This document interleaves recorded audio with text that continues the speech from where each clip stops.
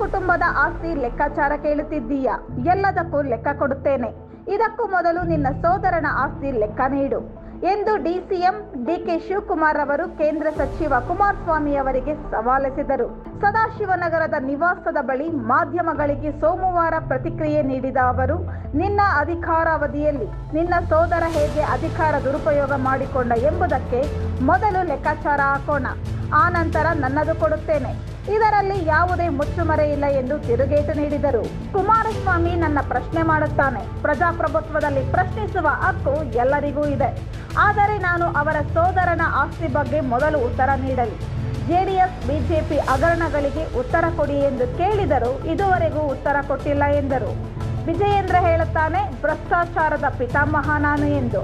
ನೀನು ಮೊದಲು ಹೇಳಪ್ಪ, ನೀನು ನಿಮ್ಮ ಅಪ್ಪನನ್ನು ಯಾಕೆ ಜೈಲಿಗೆ ಕಳಿಸಿದೆ, ರಾಜೀನಾಮೆಗೊಳಿಸಿದೆ, ಏನಾಯಿತು, ಎಲ್ಲಿ ಬಂತು, ಏಕೆ ಇದೆಲ್ಲ ಆಯಿತು?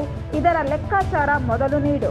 ಮೊದಲು ನಿಮ್ಮ ಪಕ್ಷದ ಯತ್ನಾಳ್, ಗೂಳಿಹಟ್ಟಿ, ಶೇಖರ್ಗೆ ಉತ್ತರ ಕೊಡಿ, ಆ ನಂತರ ನನಗೆ ಕೊಡುವಿರಂತೆ ಎಂದು ಹೇಳಿದರು.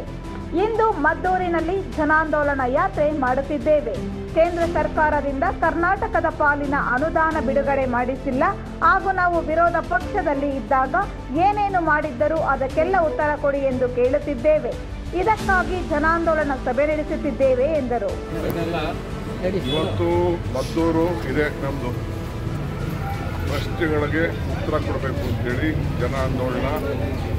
ಕೇಂದ್ರ ಸರ್ಕಾರದಿಂದ ಯಾಕೆ ಹಣ ಬಿಡುಗಡೆ ಮಾಡೋಕ್ಕಾಗಿಲ್ಲ, ಮಾಡಿಸ್ಲಿಲ್ಲ, ಹಿಂದೆ ಏನೇನು ವಿರೋಧ ಪಕ್ಷದಲ್ಲಿದ್ದಾಗ ನೀವೇನು ಮಾತಾಡಿದ್ರಿ, ನಾವೇನು ಮಾತಾಡಿದ್ವಿ, ಅದನ್ನು ಉತ್ತರ ಕೊಡಿ ಅಂತ ಕೇಳಿದ್ದೇವೆ.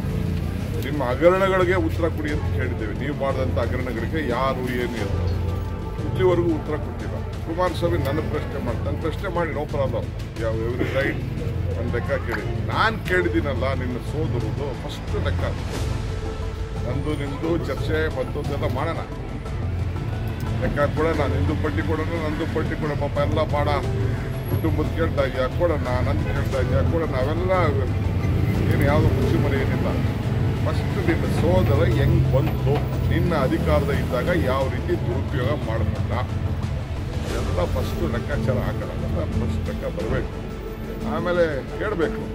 ಬ್ರಹ್ಮಾಂಡ ಏನೋ ಹೇಳ್ತಿರಲ್ಲ, ಭ್ರಷ್ಟಾಚಾರ ಇವು ಹೇಳ್ತಿರೋದು ನನ್ನ ಮೇಲೆ. ಇವು ವಿಜಯೇಂದ್ರ ಪಿತಾಮಹ ನೀನು ಹೇಳಪ್ಪ, ನಿಮ್ಮಪ್ಪನ ಯಾಕೆ ನೀನು ಕಳಿಸ್ದೆ ಜೈಲಿಗೆ, ಯಾಕೆ ರಾಜೀನಾಮೆ ಕೊಡಿಸ್ದೆ, ಏನಾಯಿತು, ಎಲ್ಲಿ ಬಂತು, ನಿನ್ನ ಲೆಕ್ಕಾಚಾರ ಇದೆಯಲ್ಲ ಫಸ್ಟ್. ಇದೆಲ್ಲ ಫಸ್ಟ್ ತೆಗಿ.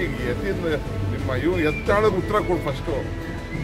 ಬೇರೆ ಗೂಟರೆಡ್ಡಿ ಶೇಖರ್ಗೆ ಉತ್ತರ ಕೊಡಿ, ನಿಮ್ಮ ಪಾರ್ಟಿಯವ್ರಿಗೆ ಫಸ್ಟ್ ಉತ್ತರ ಕೊಡಿ, ಆಮೇಲೆ ನಮ್ಗೆ ಉತ್ತರ ನೆಕ್ಸ್ಟು.